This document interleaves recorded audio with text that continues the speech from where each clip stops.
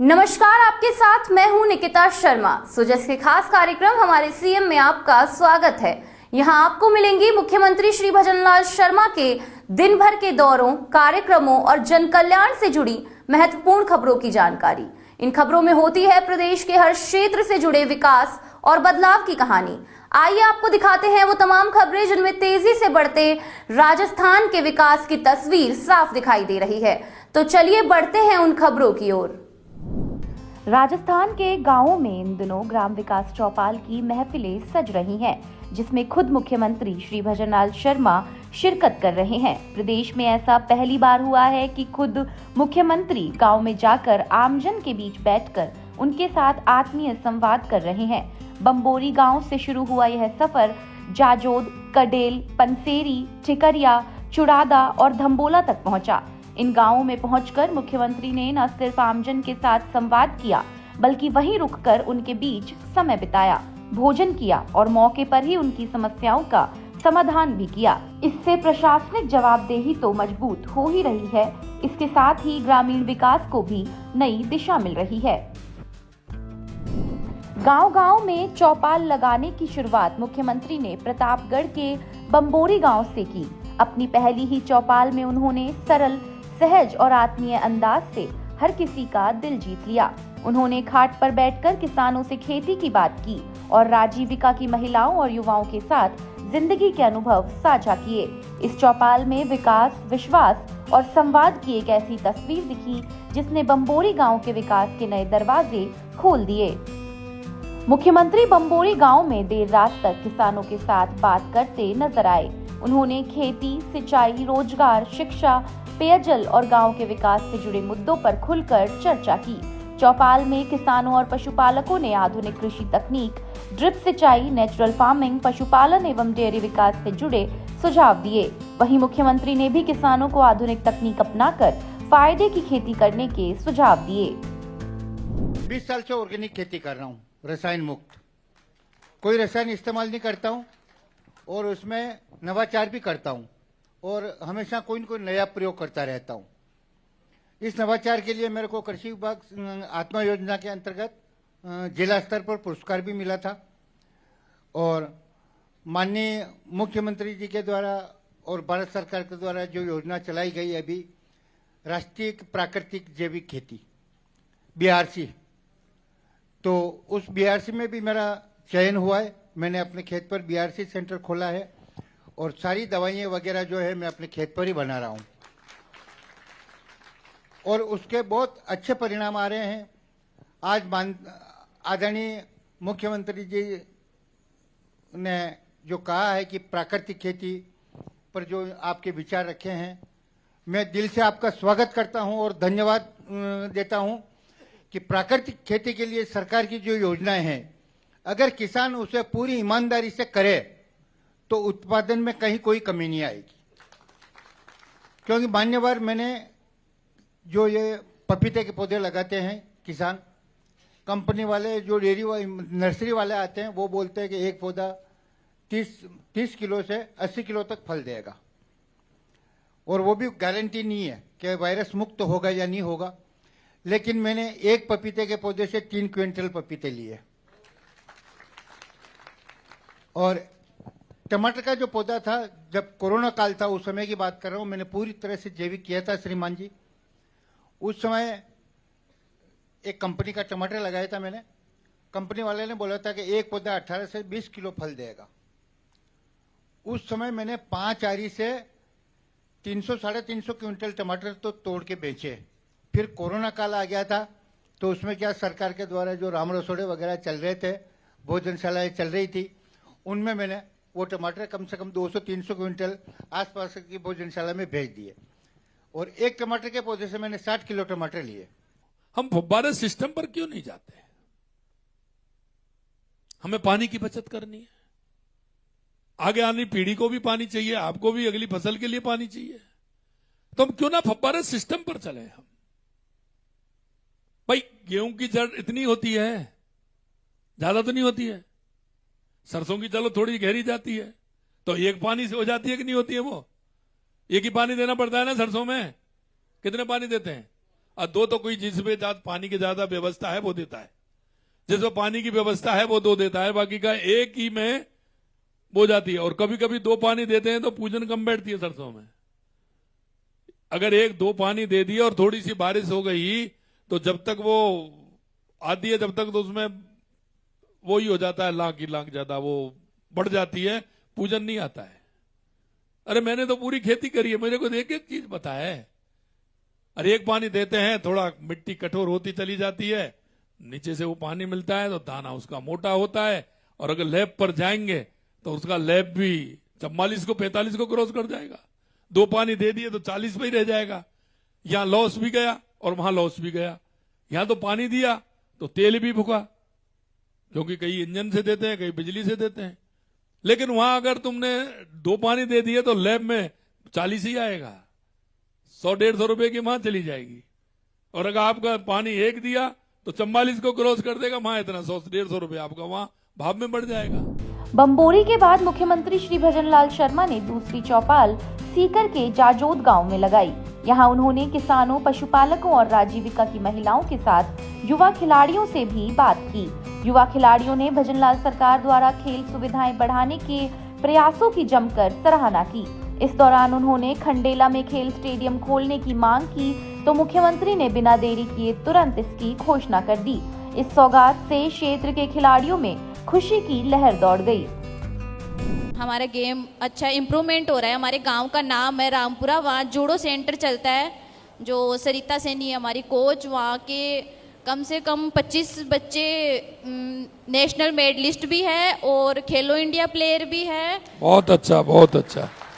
आप युवाओं से क्या कहना चाहोगी? हमारे युवा हैं, बहनें हैं, उनसे क्या कहना चाहोगी आप खेल के बारे में? कुछ बताइए, उनको संदेश दीजिए। सर मतलब कि हमारी तरफ जैसे जूडो का सेंटर चलता है, तो मेरी ये इच्छा है कि जैसे हमारा खंडेला है, तहसील है, तो वहाँ पे एक मतलब खेल स्टेडियम होए तो हमें बहुत सपोर्ट मिले। चलिए ठीक। उसके थ्रू हमें मतलब बहुत ज़्यादा सपोर्ट मिल सकता है। अब जैसे ग्राउंड भी है हमारे पास गांव में, बट जैसे इंक्यूमेंट मिलेंगे तो और अच्छा हम कर सकते हैं। और मैंने कई राष्ट्रीय स्तर पर राजस्थान को प्रदर्शित किया है। और सर जैसे कि राजस्थान में हमारे मेडल लगता है तो हमें स्कॉलरशिप मिलती है। मुझे भी 90,000 रुपये मिले थे। और सर जैसे अभी साक्षी ने बताया कि हमारे खंडेला में एक स्टेडियम तो होना ही चाहिए, तो ज़्यादा से ज़्यादा खिलाड़ी आगे बढ़ेंगे। और तो सर आप इतना कर दो तो बहुत धन्यवाद होगा। हाँ, खंडेला में स्टेडियम, हाँ जी सर। यही है ना मांग? आपका एमएलए बहुत होशियार है।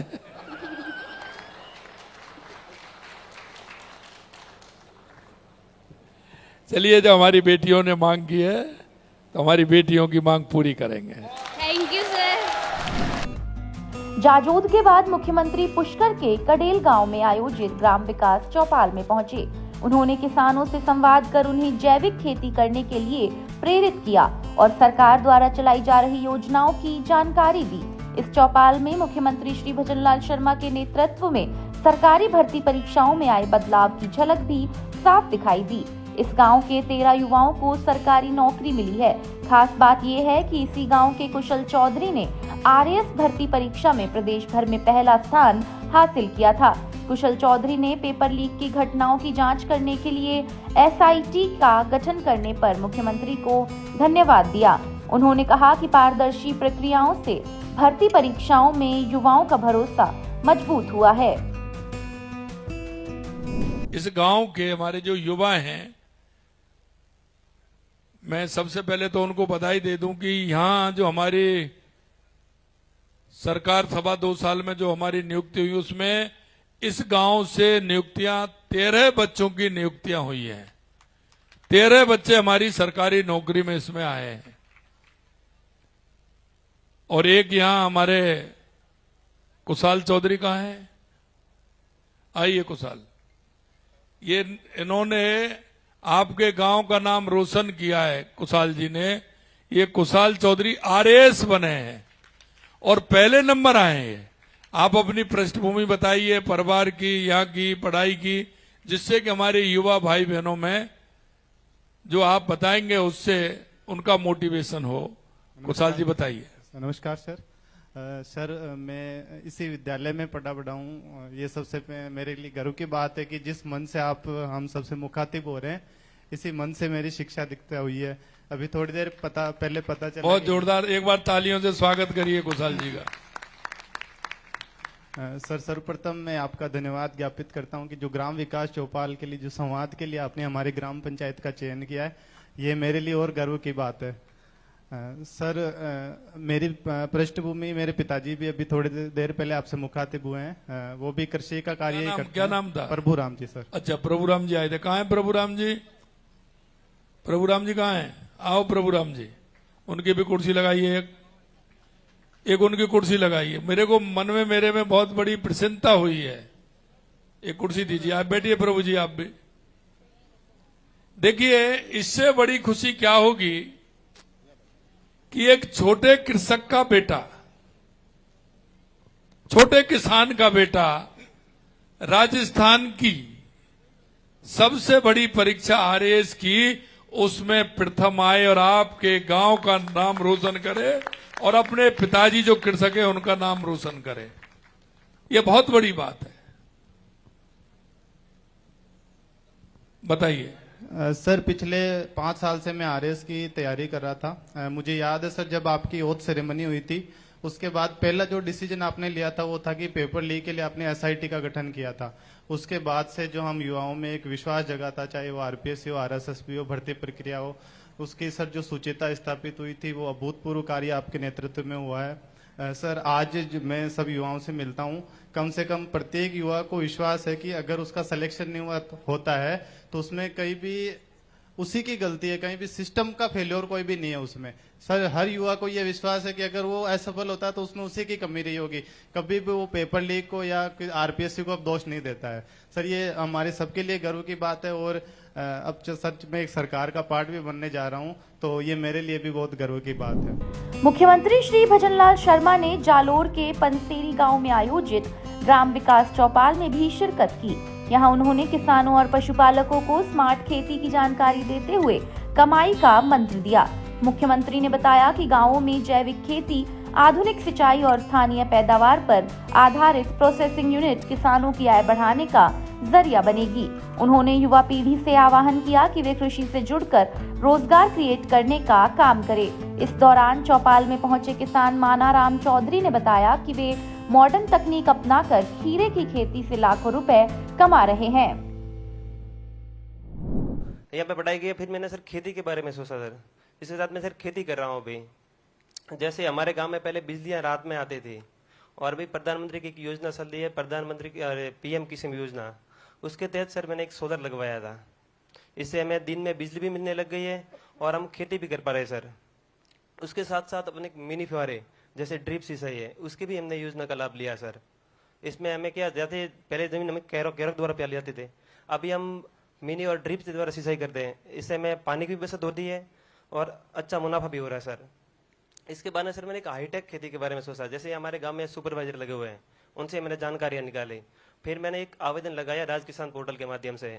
फिर मैंने एक ग्रीन हाउस लगवाने का प्लान बनाया। फिर हमने ग्रीन हाउस का आवेदन कर दिया। उसके बाद में हमारा जालोर डिपार्टमेंट से हॉर्टिकल्चर डिपार्टमेंट है, वहां से हमें पूरी जानकारी दी और अच्छी कंपनी का द्वारा ग्रीन हाउस लगवाया मैंने मेरे खेत में, जैसे 4000 वर्ग मीटर में लगा हुआ है, जिसमें मेरे को सर 32 लाख रुपए तो सब्सिडी मिली है गवर्नमेंट की। और मैंने 10 लाख रुपए मैंने फार्मर सेट जमा करवाया था। इसमें सर मैंने 1 साल में खीरे की खेती की थी सर। इसमें मेरे को अच्छा मुनाफा भी हुआ है सर। कितना हुआ ये बताओ ना सर। इसमें सर 9.5 लाख रुपए का हुआ है सर। 9.5 लाख रुपए का एक साल में? 1 साल में सर खीरे की खेती है सर। अब बताइए भैया, कहाँ है कोई इतना 9.5 लाख की खीरे की खेती में? आपके ही किसान है ये? बहुत अच्छा। देखिए आप मैं कहीं मेरे साथ तो नहीं लाया, ये आप जानते हैं आपके ही गांव का है ना? सर है हमारे आपके ही गांव का है ना? अब बताइए। अब ये चाहते हैं हमारे प्रधानमंत्री जी, कहते हैं कि वो खेती करिए, लाभ की खेती। अब 9.5 लाख रुपए 1 साल में सिर्फ एक खीरा से, 4000 मीटर में? 4000 वर्ग मीटर है सर। 4000 गज में वर्ग मीटर है सर। वर्ग मीटर में बताइए आप। जी सर। भैया ये तो ढाई बीघा होता है सर। ये तो सबको आना होगा। कितनी बड़ी बात है ये। बहुत बहुत धन्यवाद मेरे भाई, आपको बहुत बहुत धन्यवाद। उस माता जी को मेरी तरफ से उनके चरण छूना और उनसे आशीर्वाद लेना। मैं उन माता जी को भी धन्यवाद देता हूं और उन आपके पिताजी को भी धन्यवाद देता हूं कि उन्होंने इतनी खेती करके, ये कम बात नहीं है मेरे भाई। एक किसानों के लिए एक संदेश है कि करने वाले के लिए कोई भी काम ऐसा नहीं है जो नहीं कर सकता है। अगली चौपाल मुख्यमंत्री ने जयपुर के ठिकरिया गांव में लगाई। ग्राम विकास चौपाल में पहुंचने से पहले मुख्यमंत्री श्री भजनलाल शर्मा ने अपने अंदाज से हर किसी का दिल जीत लिया। मुख्यमंत्री निवास से बगरू के ठिकरिया गांव तक वे इलेक्ट्रिक बस से रवाना हुए। इस दौरान वे प्रधानमंत्री श्री नरेंद्र मोदी की पेट्रोल डीजल बचाने की अपील को आत्मसात करते नजर आए। खास बात यह है कि वरिष्ठ प्रशासनिक और पुलिस अधिकारी भी उनके साथ बस से ही ठिकरिया गांव पहुंचे। ग्राम विकास चौपाल में पहुंचकर मुख्यमंत्री ने किसानों, पशुपालकों और महिलाओं के साथ आत्मीय संवाद किया। इस दौरान उन्होंने लोगों से कहा कि ईंधन की बचत करने के लिए जयपुर में होने वाले ग्लोबल राजस्थान एग्रीटेक मीट को स्थगित कर दिया गया है। इसके आयोजन के लिए नई तारीखें घोषित की जाएंगी। आज मुझे जयपुर ग्रामीण की पंचायत ठिकरिया में आने का अवसर मुझे मिला है। लगातार हम 27 अप्रैल से 27 अप्रैल को हमारे पार्टी के राष्ट्रीय अध्यक्ष सम्माननीय नितिन नवीन जी आए थे। उनके द्वारा हमारे ग्राम विकास रथों का रवानगी किया गया था। पूरे राजस्थान के अंदर हमारी 183 विधानसभाओं में हमारे ग्राम विकास रथ गए थे और हमारा 23, 24, 25 को ग्लोबल राजस्थान एग्रीटेक मीट ग्राम का आयोजन 23, 24, 25 को हमने आयोजित करना था। लेकिन आप सभी जानते हो वैश्विक स्थिति के कारण, आप सभी को पता है हमारे देश के यशस्वी प्रधानमंत्री नरेंद्र मोदी जी राष्ट्र को प्रथम मानते हैं। उन्होंने पूरे राष्ट्र से आह्वान किया है कि हमें हमारी ऊर्जा को बचाना है, डीजल पेट्रोल को बचाना है, हमारी मुद्रा को बचाना है। इसलिए हम सभी को ये जो युद्ध चल रहा है इसमें सभी को राष्ट्र के प्रति भाव रखते हुए कुछ विषयों को कटौती करनी है, जिससे कि इस वैश्विक परिस्थिति में हम हमारे राष्ट्र को मजबूत कर सकें। इसलिए वो कार्यक्रम हमने आगे किया है, उसकी तारीख आप सभी को मिल जाएगी। मुख्यमंत्री आदिवासी अंचल बांसवाड़ा के चुड़ादा गांव में भी आमजन के बीच पहुंचे। जब उन्होंने ग्राम विकास चौपाल में शिरकत की तो आदिवासी बंडी और तीर कमान भेंट कर उनका स्वागत किया गया। जनजातीय संस्कृति के परिधान में मुख्यमंत्री स्थानीय संस्कृति के रंग में रचे बसे नजर आए। यहाँ मुख्यमंत्री कभी महिलाओं के संघर्ष सुनते दिखाई दिए तो कभी किसानों से खेती बाड़ी में नवाचार की बातें करते नजर आए। इस दौरान राजीविका से जुड़ी गुणवती निनामा ने बताया कि उनकी स्थिति पहले अच्छी नहीं थी, लेकिन राजीविका से जुड़ने के बाद वह लगातार आगे बढ़ती गई। गुणवती ने बताया कि आज वह 15 से 20 हजार रुपए महीना कमा रही हैं। मेरी सबसे पहले आर्थिक स्थिति बहुत खराब थी, तो मैं राजीविका में 2021 में जुड़ी। राजीविका में जुड़ने से मेरी आर्थिक स्थिति पहले से बहुत बेहतर हुई और आने जाने में कोई समस्या नहीं। पहले तो हस्बैंड पूछता था कहाँ जा रहे और कहाँ नहीं। राजीविका में जुड़ने पर मैं एक वंदन मैनेजर के कार्य पर कार्य करती हूँ, तो मुझे जगह जगह कई स्टॉल जैसे राजसखी मेला हो, सरस मेला हो, आदि महोत्सव हो, आकांक्षा हाट हो, वहां पर मुझे स्टॉल लगाने का अवसर मिला और मैं मतलब ऑर्गेनिक और केमिकल युक्त प्रोडक्ट निर्माण करती। और जैसे कि राजीविका मेलों में, सरस मेलों में वहां मेरी स्टॉल लगाती और अधिक से अधिक प्रोडक्ट सेलिंग किया। धन्यवाद। आपने स्टार्ट किया जब से आपको क्या क्या परेशानी आई जब पहली बार आप जुड़ी? सर पहली बार जुड़े तो घर से इधर उधर जाने के लिए भी समस्या आई, क्योंकि कहीं जाते तो पति पूछते हैं कि कहाँ जा रहे हो, क्या काम है। यूं राजीविका में जुड़ने के बाद तो वो खुद ही रखने के लिए आते कहीं आने जाने में। यूं तो अभी आप करती हैं तो आपको आर्थिक स्थिति कैसी है? आप महीने में कितना कमाती हैं? वो सारी बहनों को बताइए आप। सर मेरी स्थिति पहले से बहुत अच्छी है। मैं महीने में 15 से 20 हजार कमा लेती हूँ सर। बहुत अच्छा। बच्चों की पढ़ाई? बच्चे तो सर छोटा है अभी तो। चलिए बहुत अच्छा। पति क्या करते हैं? सर पति भी वो प्राइवेट जॉब करते हैं। अच्छा, तो घर ठीक प्रकार चलता है? हाँ सर ठीक चलता है, पहले से बहुत अच्छा चलता है। चलिए बहुत अच्छा गुणवंती जी, बहुत अच्छा। आपने अपने जीवन में एक बदलाव लाई हैं। सभी माता बहनों से क्या कहना चाहोगी आप? सभी माता बहनों से यही कहना चाहती हूँ कि राजीविका में जुड़ने के बाद बहुत मतलब आगे बढ़ने का मुझे अवसर मिला और मेरी आर्थिक स्थिति में भी बहुत सुधार हुआ। चुड़ादा गांव के बाद मुख्यमंत्री ने डूंगरपुर के धम्बोला गांव में आयोजित ग्राम विकास चौपाल में शिरकत की। इस दौरान उनका महिला सशक्तिकरण का विजन देखने को मिला। जब मुख्यमंत्री ने स्वयं सहायता समूहों की महिलाओं को ट्रैक्टर की चाबियां सौंपी और कई लाभार्थियों को लोन के चेक सौंपे तो उनके चेहरे खुशी से खिल उठे। चौपाल में भजनलाल सरकार की योजनाओं से प्रदेश में आया बदलाव भी साफ नजर आया। भजनलाल सरकार की योजना से एक बुजुर्ग महिला गंगा देवी पाटीदार का तीर्थ यात्रा का सपना पूरा हुआ तो वह अपनी खुशी रोक नहीं पाई। उसने भावुक होकर कहा कि मुख्यमंत्री जी ने बेटा बनकर हमारा तीर्थ का सपना पूरा किया है। इससे कुछ देर के लिए चौपाल का माहौल तालियों से गूंज उठा।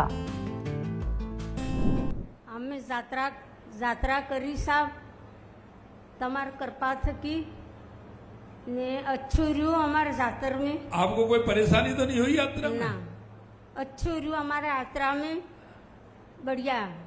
हमने रेल में लज्जा, रेल में ऐसी थी, हमने कोई बात नहीं, तकलीफ नहीं आई साहब ने पोताना बेटा ने करावे एवी तमे हमारा बेटा धर्मना।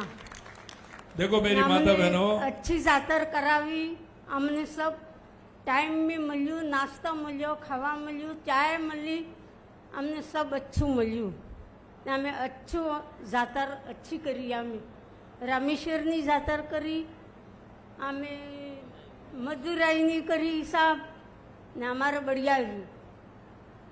बहुत अच्छा माता जी। हमने सब मिल्यो, बैंक मिल्यो, हमने पेंशन मिल रही है आपको? भी पेंशन मिल रही है क्या? पेंशन मिल रही है ना? पेंशन मिल रही है ना अभी आपको? मले हाँ मले साहब। अब हमने ऑनलाइन आवेदन किया था वरिष्ठ नागरिक तीर्थ यात्रा योजना के अंतर्गत, तो हमारे लॉटरी में नंबर आ गया साहब। तो हम 22 मार्च को यात्रा में गए। डूंगरपुर जनप्रतिनिधि पूर्व मंत्री महोदय जी ने छोटा कार्यक्रम रखा था, उसमें दिशा निर्देश दिए और हरी झंडी दिखाकर हमको रवाना किए। हम ऐसी ट्रेन में अच्छी तरह से यात्रा की। रेलवे के अंदर हमारा खाना पीना, नाश्ता और चादर का किट, रुमाल, तेल, साबुन, शैम्पू और छाता, टोपियाँ, ये सारे हमको सामग्री दी और बड़े आनंद के साथ में हमने रामेश्वर यात्रा की।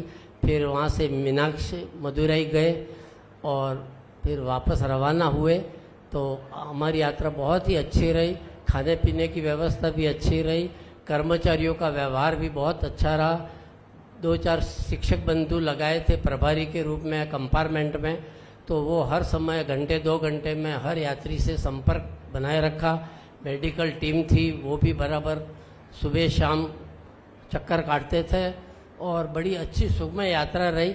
और मेरा अनुभव रहा साहब कि सतयुग में श्रवण कुमार जी ने यात्रा कराई है अपने माता पिता को, उससे भी बढ़कर आपने हमारी यात्रा कराई है। और आपको और मोदी साहब को दीर्घ आयु दे और ऐसी योजना को और कारगर रूप से चलावे, ताकि मुझ जैसे बुजुर्ग यात्रा पैसा भी नहीं जोड़ सकते हैं और यात्रा भी नहीं कर सकते हैं साहब। लंबी दूरी की यात्रा, कोई 4-5 हज़ार किलोमीटर दूरी की, और बड़े आनंद से हमने यात्रा की साहब। घर परिवार का सदस्य हमारे साथ होता तो भी ऐसी व्यवस्था नहीं करता, ऐसी सरकार की व्यवस्था रही रेलवे में। बहुत ही अच्छा, धन्यवाद। बहुत अच्छा। देखो मेरे भाई और बहनों, ये जीवन का सत्य है। जब उम्र आगे बढ़ती जाती है, अपनी जिम्मेदारियों से जब फ्री हो जाते हैं, बेटा बेटी रोजगार लग जाता है, काम धंधा लग जाता है, ब्याह शादी हो जाते हैं, तो हमारे बुजुर्ग फ्री हो जाते हैं, तो उनके मन में ये भाव पैदा होता है, ये सभी के मन में भाव पैदा होता है कि अब मेरे को कोई ना कोई तीर्थाटन करना चाहिए, मेरे को तीर्थ करके आना चाहिए। और ये हर माता पिता के मन में बात आती है। और हमने इसीलिए हम हर साल 50,000 ऐसे हम हमारे माता पिता तुल्य ऐसे हम सभी बुजुर्गों को तीर्थ यात्रा कराते हैं, क्योंकि उनके मन में यह भाव नहीं जाए कि मैं तीर्थ यात्रा करना चाहता था, लेकिन मेरे पास किसी भी तरह से पैसे की सुविधा नहीं है या बच्चे कराने में सामर्थ्य नहीं है। हमने कहा आप चिंता मत करो, हमारे प्रधानमंत्री जी कहते हैं उन सभी के संरक्षक हम हैं। हम माननीय प्रधानमंत्री जी के नेतृत्व में हम ऐसे बुजुर्गों को ऑनलाइन, जैसे ये नहीं आए ये किसको करा दी कि ऑनलाइन नहीं हो तो सिफारिश पहुंच जाते हैं। हमने उसमें कोई सिफारिश नहीं चलेगी, ऑनलाइन जिनका आ जाएगा उनको यात्रा कराएंगे। हमारे लिए हमारे बुजुर्ग सभी समान हैं, जो ऑनलाइन आ जाएगा वो यात्रा को जाएगा।